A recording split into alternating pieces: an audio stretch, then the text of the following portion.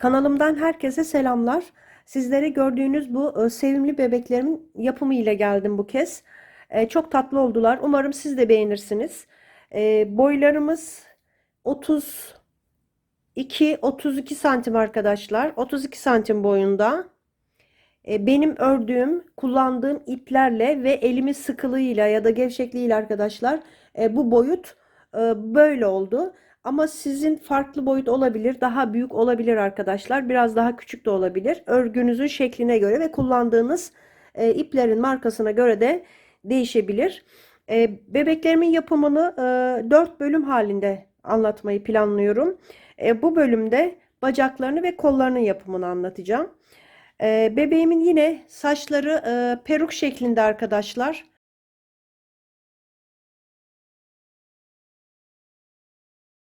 Peruğun örülüşü o kadar zor değil, uzun sürmüyor.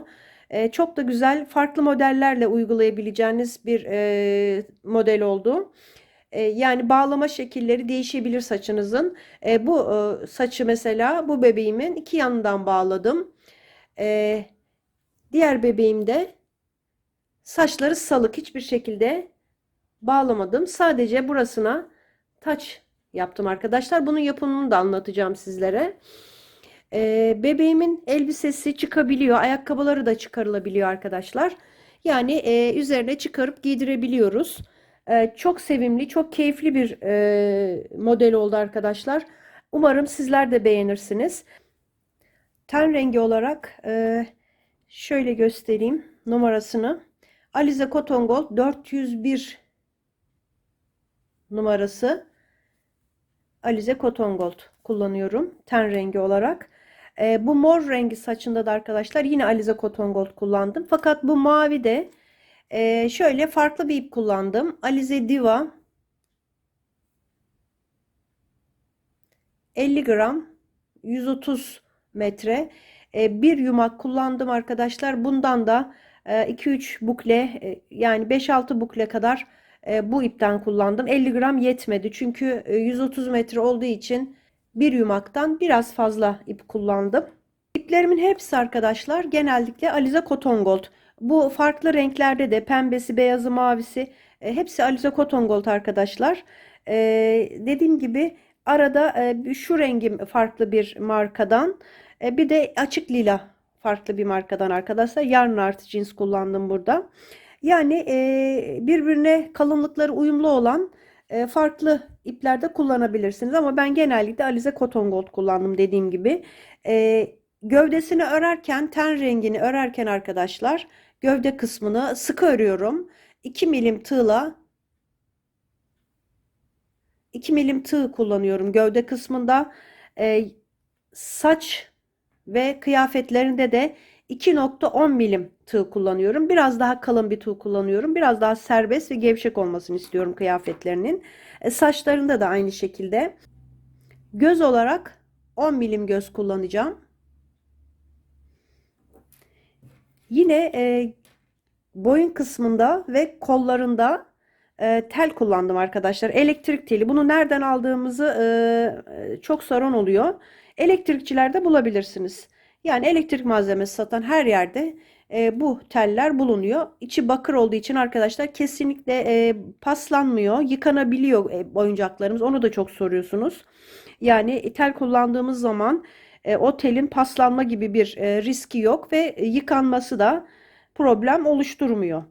1,5 milim kalınlığında kolları için ve boynu için arkadaşlar tel kullandım. Yaklaşık 1 metre kadar tel herhalde yeter arkadaşlar. Şu anda ölçmedim kollar için. 75 santim, 80 santim, 1 metre diyelim tele ihtiyacımız var. Bacaklarında tel kullanmadım. Örmesi biraz daha zor oluyor diye size biraz daha kolay olmasını istedim arkadaşlar örgüsünün. Burayı yalnız çok sıkı bir şekilde doldurdum. Bacaklarını sıkı doldurun. Çünkü tel yok. Ayakta durabiliyor bebeğimiz. Çünkü tabanımız geniş. Ayakta durabilmesi için bacaklarının çok sert ve sıkı doldurulması gerekiyor ki dik durabilsin. Bakın arkadaşlar gerçekten örmesi çok keyifli bir model oldu. Saçları da öyle çok yoğun değil. Çok da zahmetli değil. ve farklı bağlama şekilleri mümkün olan bir saç modelimiz. Onların hepsini size anlatacağım arkadaşlar. Bebeğimi yapmaya başlamadan önce arkadaşlar, kanalıma hala abone olmadıysanız sizlerden abone olmanızı istiyorum. Ayrıca yorum ve beğeni de yaparsanız mutlu olurum arkadaşlar. Bildirimleri açtığınız zaman modellerimden, videolarımdan anında haberdar olabilirsiniz. Size bildirim gelecektir. Şimdi hemen başlayalım arkadaşlar. Hepimize kolay gelsin. Bacaklarını örerek başlayacağım. Bu bebeğimde tight kısmını lila rengi yapmıştım arkadaşlar. Bunda beyaz yapacağım. İstediğiniz renk kombinini yapabilirsiniz. Bu bebeğimde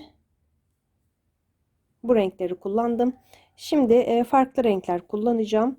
Bacakta tight kısmını beyaz yapacağım arkadaşlar. Bir tane ördüm. Aynısından buraya kadar aynı öreceğiz arkadaşlar. Daha sonra son sırada sağ sol farkını oluşturarak iki bacağı da örmüş olacağız. Şimdi bir tanesini ördüm ben. Bebeğimi kenara alıyorum. Dediğim gibi iki renk kullanacağım. Ten rengiyle başlıyorum. Tığım 2 milim 2 milim 2 numara tığ kullanıyorum. Böyle plastik bir parça kestim. Peynir kutusundan ya da dondurma kutularından. Şimdi hemen başlıyorum.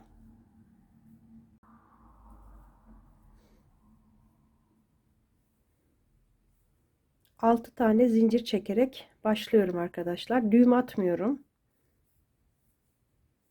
1 2 bu şekilde 2 zincir çektim. Düğüm, yani başta düğüm atmıyorum. 3 4 5 6 tane zincir çektim. İkinci zincire batıp başlıyorum.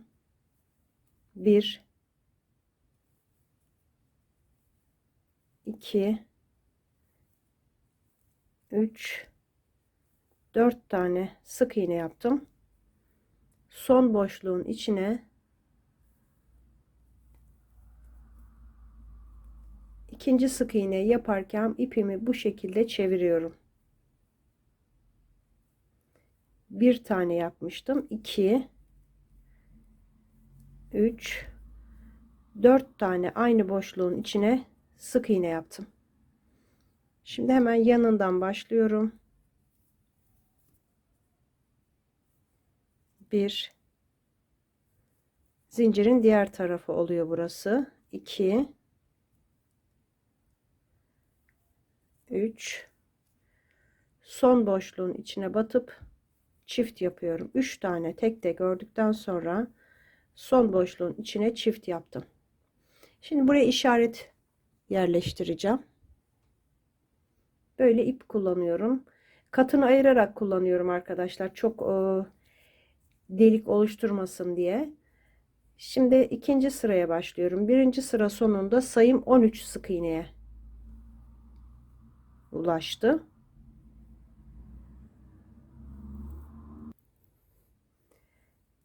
İkinci sıranın başında çift yapıyorum. Hemen ilk sık iğnenin içine çift yaptım. 1 2 3 tane sık iğne ördüm. Burada 4 tane sık iğne yapmıştık aynı boşluğun içine. O 4 sık iğnenin her birine çift yapacağım. Birinci çifti yaptım. İkinci, üçüncü ve dördüncü çifti yaptım. Örüyorum. 1 2 3 tane sık iğne ördüm. 2 boşluğum kaldı. Her birine çift yapıyorum. 2 tane arka arkaya çift yapmış oluyorum. Sıramı tamamladım. Sayım 20 sık iğneye çıktı. Buradan başlıyorum. Bir tane ördüm. Yanındakine çift yapıyorum.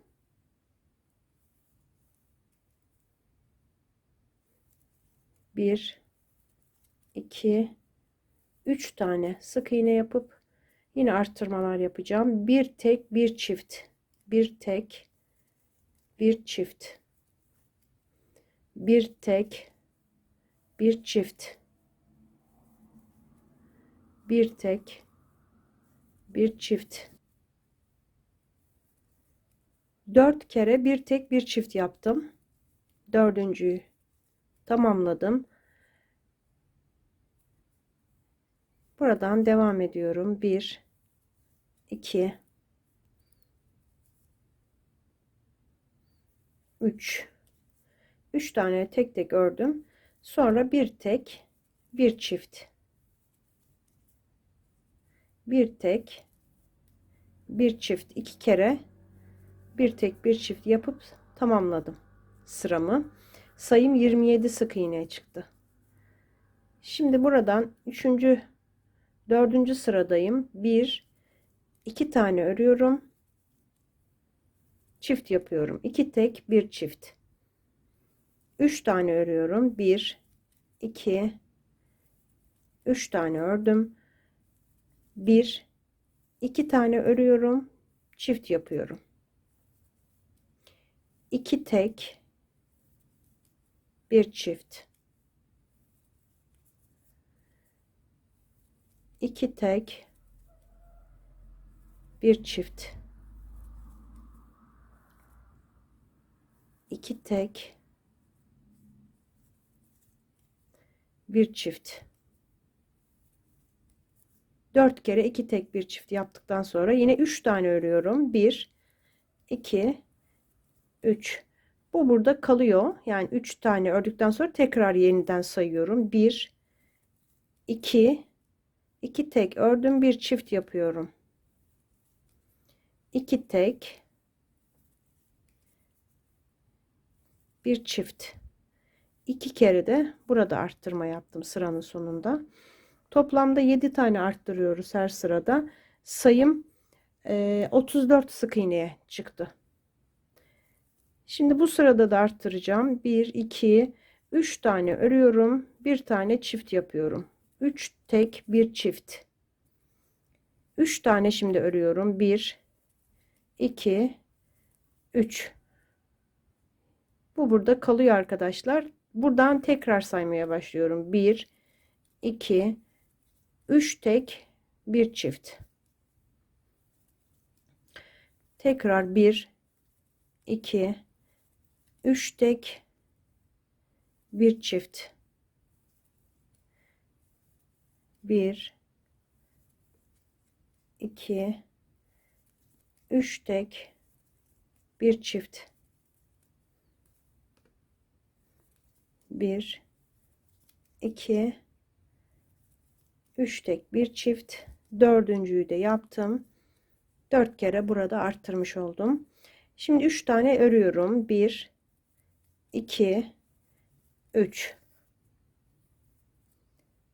Buradan sayıyorum. 1, 2, 3 tek, bir çift. Tekrar 1, 2, 3 tek, bir çift. Yaptığım sıramı tamamladım. Sayım 41 tane sık iğneye ulaştı. Şimdi işaretimi çıkarıyorum. Taban kısmımız bitti. İlk sık iğnenin içine bulu olarak batıyorum. Bakın ortasından batıyorum. Arkasından çıkıyorum. Arka kanadına batıyorum. Bu şekilde 41 tane sık iğne yapacağım.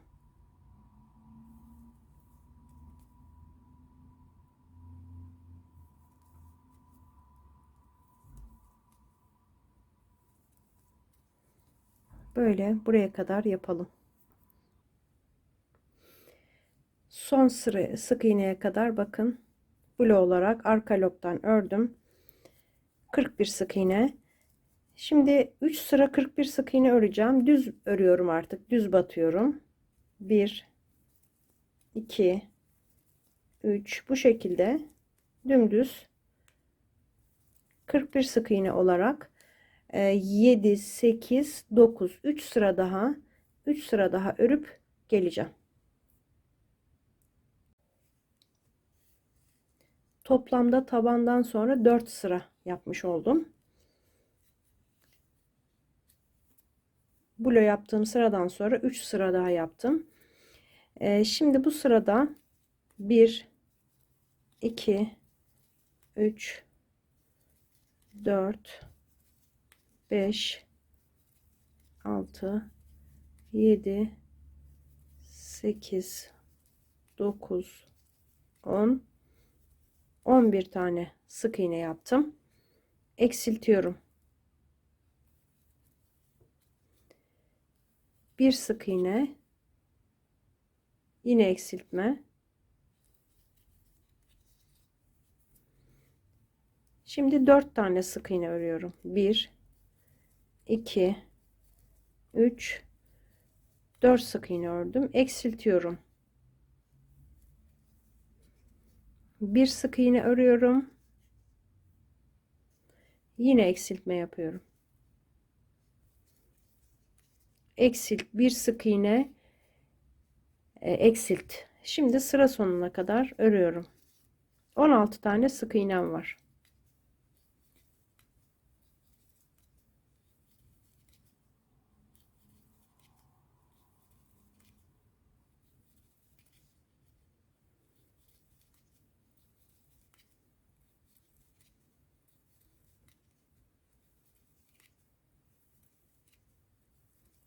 On beş, 16 sık iğnem ördüm. Sıramı tamamladım.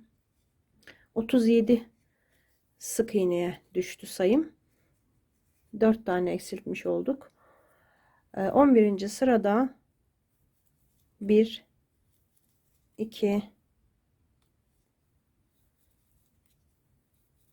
3, 4, 5, 6, 7 tane ördüm.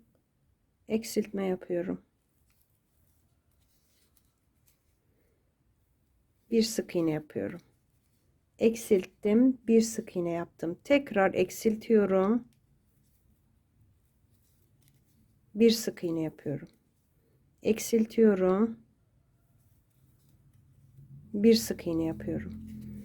Eksilt, bir sık iğne, eksilt, bir sık iğne, eksilt, bir sık iğne. 3 kere bunu yaptım. Şimdi bunu bırakıyoruz söylem olarak. Bir sık iğne örüyorum. Eksiltiyorum. Bir ördüm, bir eksilttim. Bir ördüm, bir eksilttim. Bir tane ördüm,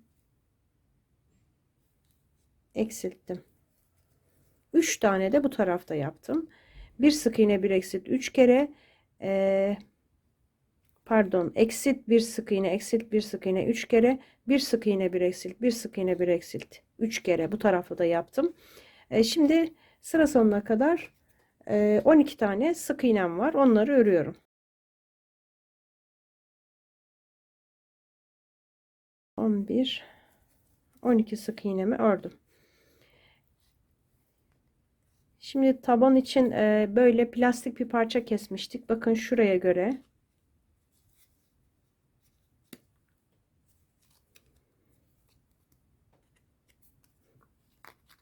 Bakacağım arkadaşlar. Büyükse biraz kenarlarından küçültebilirim.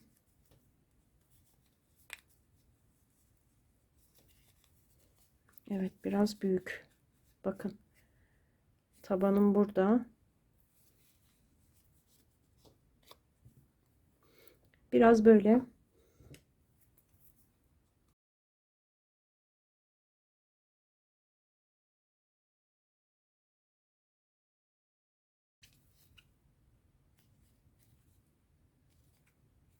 tabana yerleştirdim.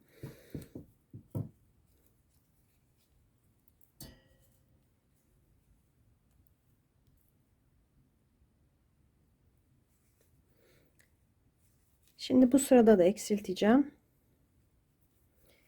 1, 2, 3 tane sık iğne ördüm. Eksiltiyorum. Bir sık iğne yapıyorum. Eksiltiyorum. Bir sık iğne. Eksilt bir sık iğneyi 7 kere yapacağım arkadaşlar. 2 kere oldu. Bakın eksilt bir sık iğne, eksilt bir sık iğne. Eksilt bir sık iğne.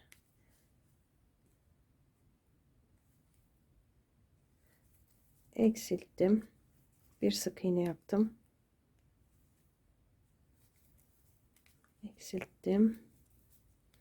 Bir sık iğne. Tekrar eksiltiyorum. Bir sık iğne yapıyorum.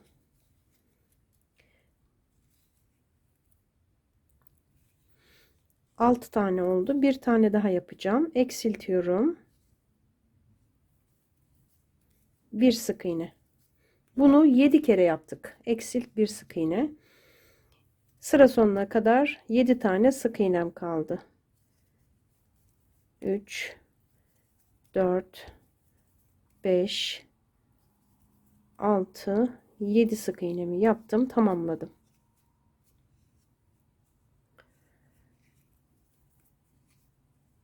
13. sıradayım. 1 2 3 4 tane ördüm, eksiltiyorum. 4 ör 1 eksilti 4 kere yapacağım. Bir kere yaptım. 1 2 3 4 ör 1 eksilt.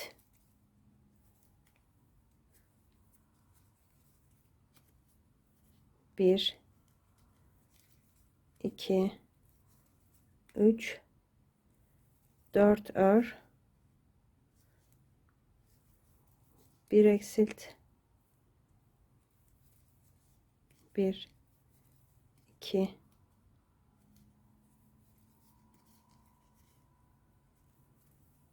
3 4 ör 1 eksilt.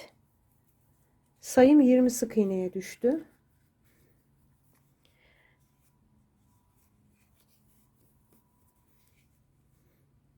Şimdi burada da eksilteceğim. 14. sırada 2 3 4 tane ördüm.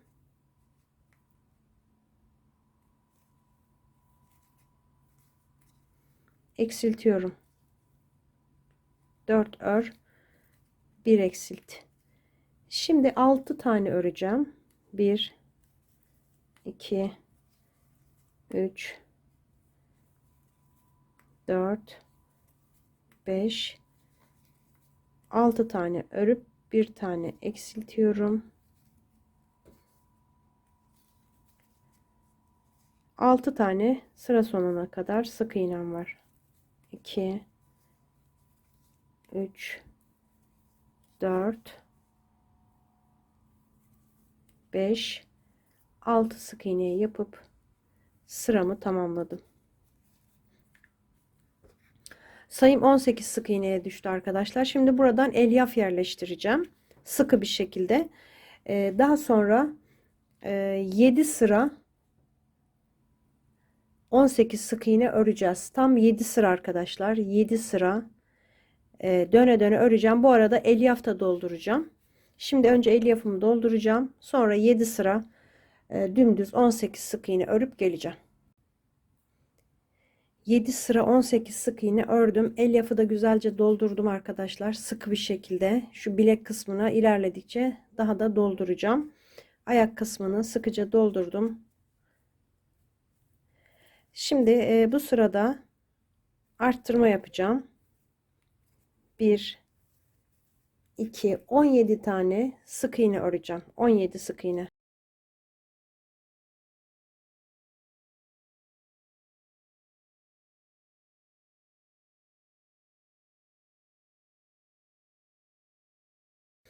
...17 tane sık iğnemi ördüm. Bir tane boşluk kaldı. Oraya çift yapıyorum. 17 tek bir çift.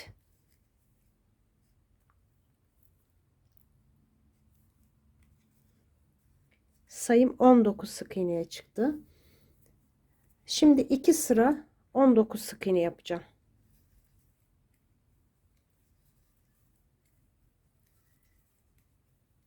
2 sıra 19 sık iğne dümdüz örüp geleceğim. 2 sıra 19 sık iğne yaptım. Şimdi 18 tane sık iğne öreceğim. 18 sık iğneyi örüyorum.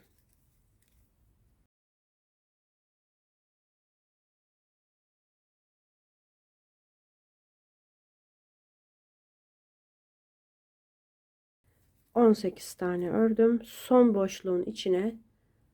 boşluğun içine çift yapıyorum. Sayımı 20 sık iğneye çıkardım. Şimdi 3 sıra örelim arkadaşlar. 20 sık iğneyi 3 sıra dümdüz 26, 27, 28. sıraları 3 sıra 20 sık iğne olarak örüp geleceğim. 3 sıra ördüm. 20 sık iğne. Şimdi beyaz ipe geçeceğim. Beyaz ipimi alıyorum. Son sık iğneyi çekme kısmını çıkarıyorum. Beyaz iple toplayacağım. Yalnız beyaz ipin ucunda şöyle arkadaşlar 50-60 santim 50 santim yetiyor. 50 santim ip bırakıp öyle geçiş yapıyorum.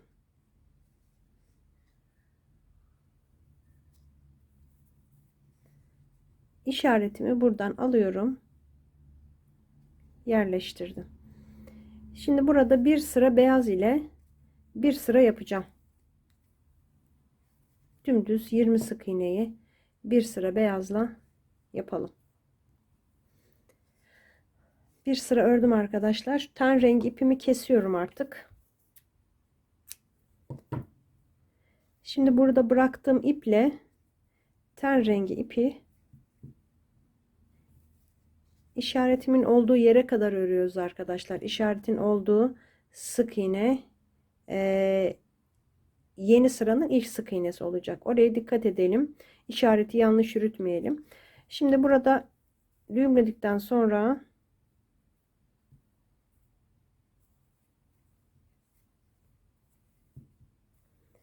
beyaz ipi buraya çekiyorum. Ön tarafa. Onunla şu kısmı yapacağız. Şu dışarıya dış kısma ilmek kaydırma yapacağım. Onu böyle ön kısma aldım arkadaşlar, ön yüze. Sayımız yine 20 sık iğne. Bu sırada bakın, bu sırada arka lobdan alacağım. Yani bulosundan alacağım. Sık iğnelerin arkasındaki kanatlardan alarak yine 20 tane sık iğne yapacağım.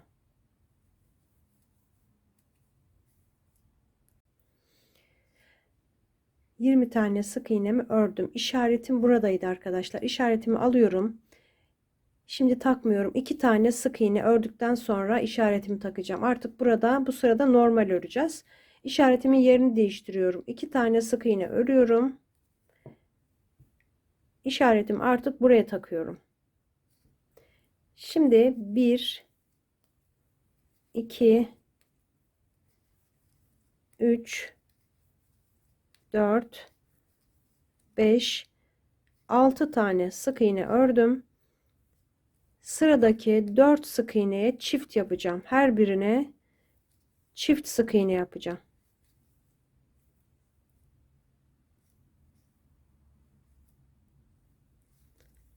İkinci çift, üçüncü çift ve dördüncü. 4 kere arka arkaya çift yaptım. Tam bu kısmın ön tarafa gelmesi gerekiyor. Bacağın ön kısmına gelmesi gerekiyor. Diz olacak. Sayılar böyle bu şekilde yaptığınızda zaten oraya denk geliyor arkadaşlar. Şimdi devam ediyorum. 4 tane çift yaptıktan sonra 2, 3, 4, 5, 6 tane sık iğne ördüm. Burada 4 tane sık iğnem kaldı sıra sonuna kadar. Eksiltiyorum arkadaşlar. İkisini birlikte aldım, eksilttim. Bir kere daha 2 tane arka arkaya eksiltme yaptım.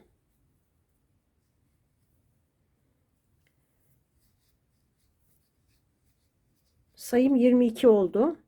Şimdi 22 sık iğneyi bir sıra öreceğim. Dümdüz, hiçbir işlem yapmadan bir sıra örüyorum.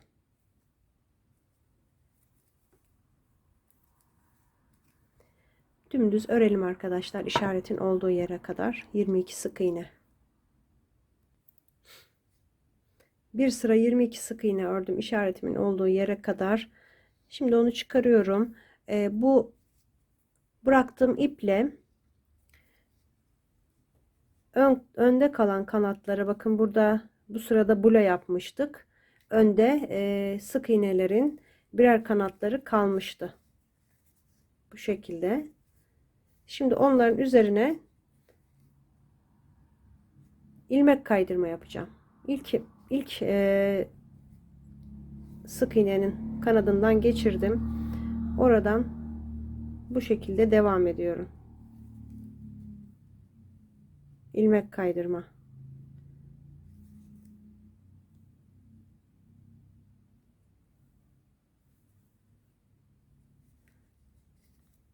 Böyle baş aşağı tutuyoruz ayağımızı.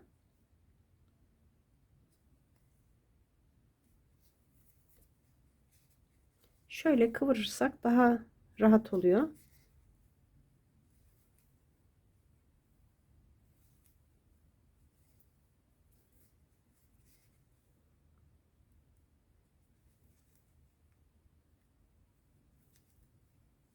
Böyle devam edeceğim arkadaşlar. Buraya kadar tamamlayacağım.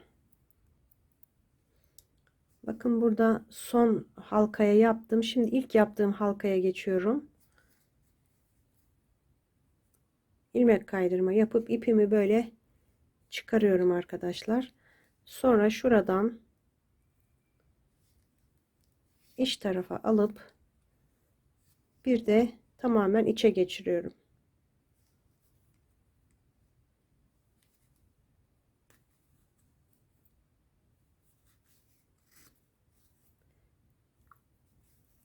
Burada ilk başta düğümlemiştim ten rengiyle. Yine burada ten rengiyle onu düğümleyeceğim.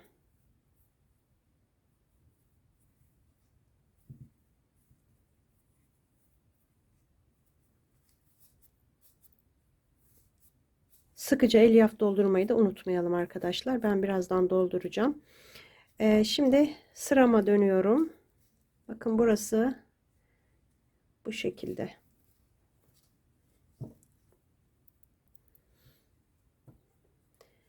İşaretimi buraya takıyorum. En son 22 sık iğne yapmıştık arkadaşlar. Dizde arttırma yaptıktan sonra bir sıra düz 22 sık iğne yapmıştık. Şimdi burada bir sık iğne örüyorum.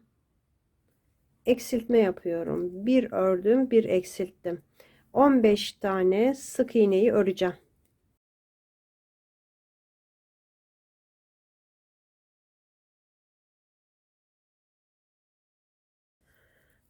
15 sık iğne ördüm.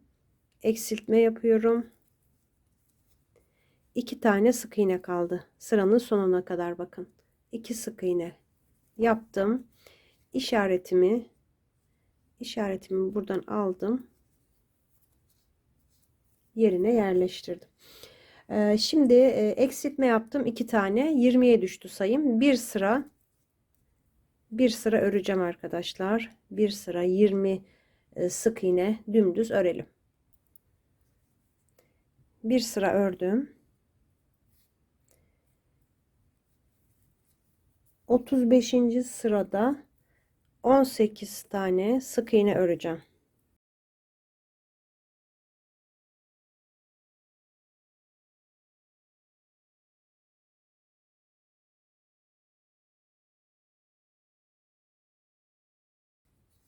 18,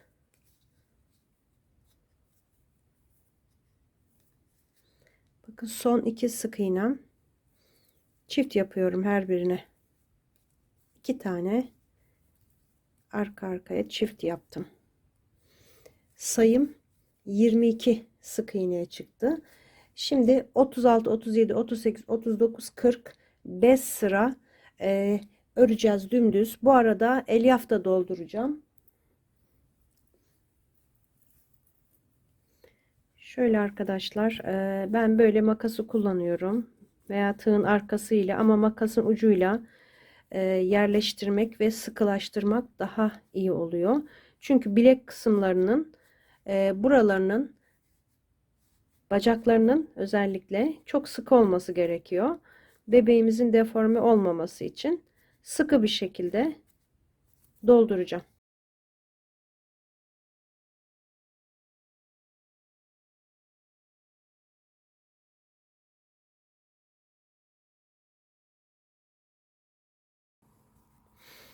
Şimdi dediğim gibi 5 sıra daha 22 sık iğne örüp dümdüz geleceğim. 5 sıra ördüm 22 sık iğneyi. Şimdi 20 tane sık iğne öreceğim.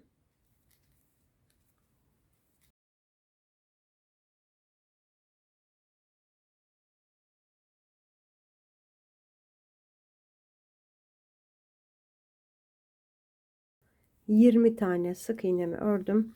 2 tane boşluğum kaldı. Her birine çift yapıyorum. 2 tane çift yaptım. Sıramı tamamladım. Sayım 24'e çıktı. 24 sık iğneyi 2 sıra dümdüz 2 sıra öreceğim. 24 sık iğneyi 2 sıra ördüm. Şimdi bu sırada 16 tane sık iğne öreceğim. 16 tane öreceğim arkadaşlar şuraya kadar. Ve bu bacağımız bitecek. 16 tane sık iğneyi ördüm. Sırayı tamamlamadım bakın. Şimdi burada bir tane zincir çekiyorum ve ipimi kesiyorum. Şimdi bu ipini kestiğim ve yaptığımız sol bacak. Sol bacağı yaptık. Onu hazırladık. Şimdi videoyu başa alarak aynısından şu son sıraya kadar aynısından yapıp geleceğim. Bu son sırada değişiklik yapacağım ve sağ bacağı oluşturacağım. Şimdi aynı şekilde şu 16 sık iğne yaptığım yere kadar, yani 16 sık iğne yaptığım sıra değil, o sıraya kadar diğer bacağı da örüp geleceğim.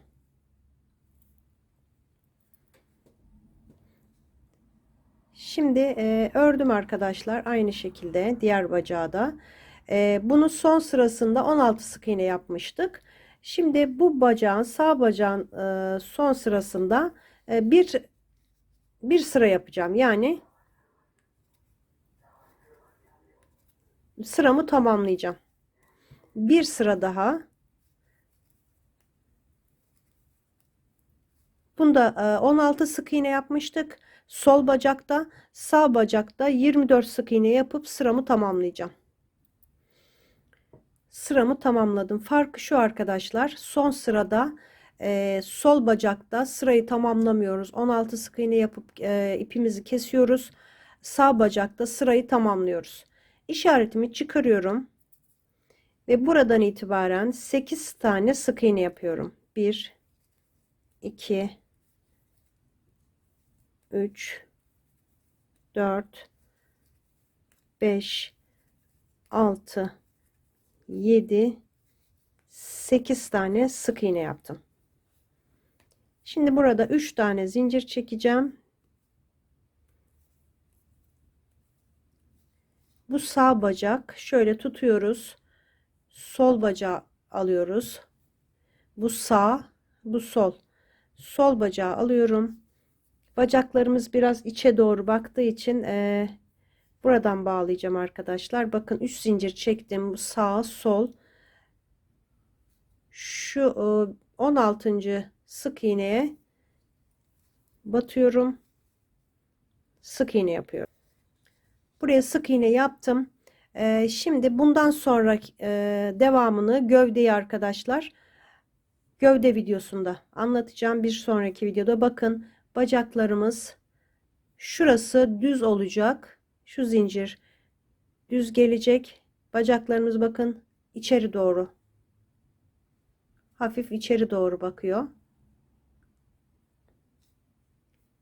Bu şekilde dediğim gibi gövdeye bir sonraki videoda devam edeceğim. E, Şimdi kollarını örelim. Kollarını da hazırlayacağım ve bu videoyu da sonlandırmış olacağım. Şimdi kol yapımına geçiyorum.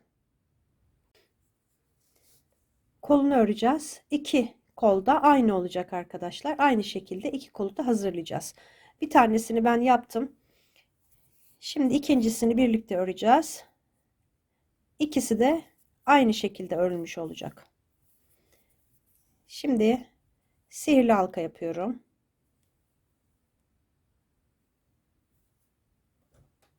Sihirli halkanın içine 6 tane sık iğnemi yapacağım.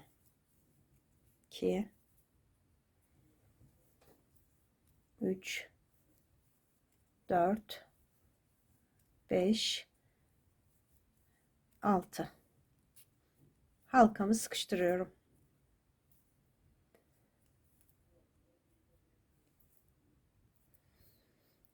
Buraya işaret ipi kullanıyorum. İşaret ipimi yerleştirdim. İkinci sıraya geçiyorum.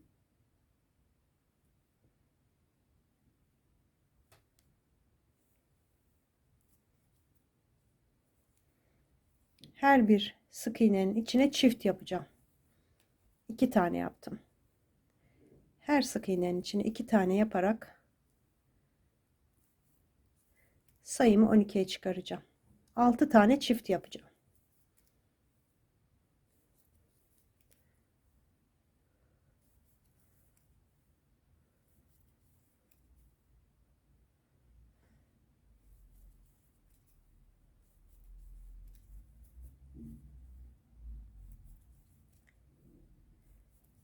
On iki oldu sayım. Üçüncü sırada 5 tane sık iğne yapıp bir tane arttıracağım. 2 3 4 5 tane ördüm. Bir tane çift yapıyorum. 5 tek bir çift. Bir kere daha yapacağım aynısını. 1 2 3 4 5 tane ördüm. Son halkanın içine çift yaparak arttırdım. Sayımı 14 sık iğneye çıkardım.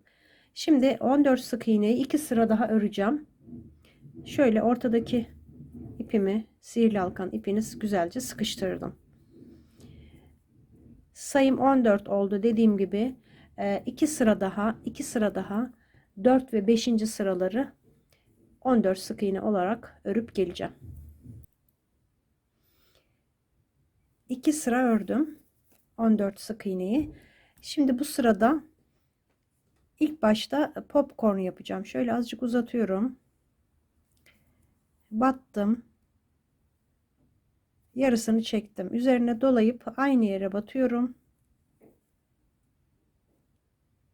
2 halkasını çekiyorum. Bir tanesi kalıyor burada. Tekrar doladım.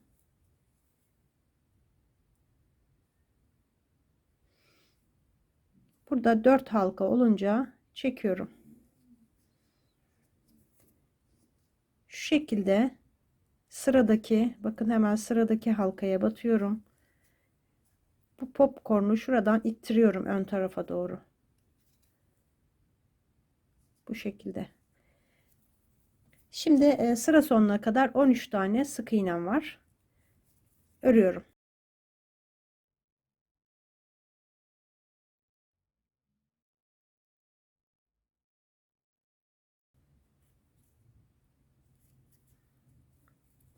13 tane sık iğnemi yaptım.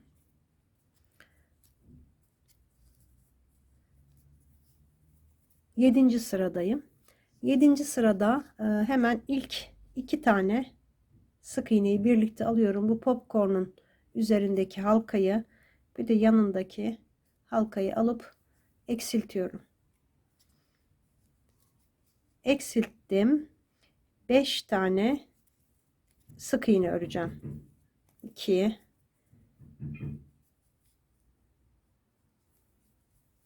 3 4 5 tane ördüm. Eksiltiyorum.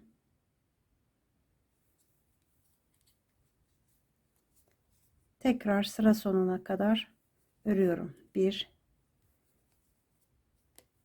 2 3 4 5 tane sık iğne örüp tamamladım sıramı. Sayım 12'ye düştü yine. Eksiltme ile başlıyorum. Eksilttim. 1 2 3 4 tane ördüm. Yine eksiltiyorum.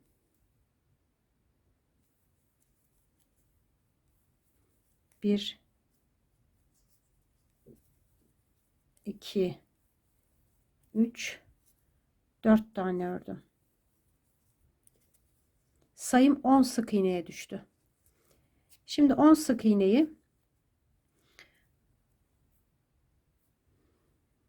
6 sıra öreceğim. Dümdüz 10 sık iğneyi 6 sıra daha örüp geleceğim arkadaşlar. 6 sıra ördüm.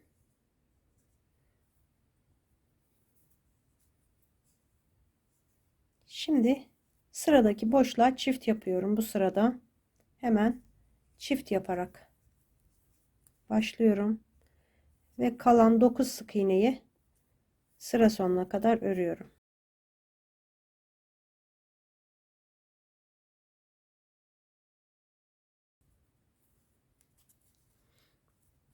Sayım 11'e çıktım. Şimdi 10 sıra daha 11 sık iğne yapacağım.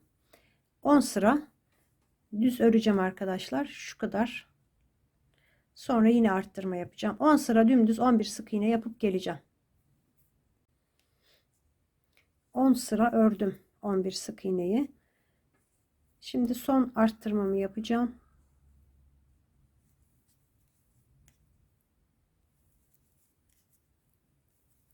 Arttırdım. 10 sık iğne yapıyorum.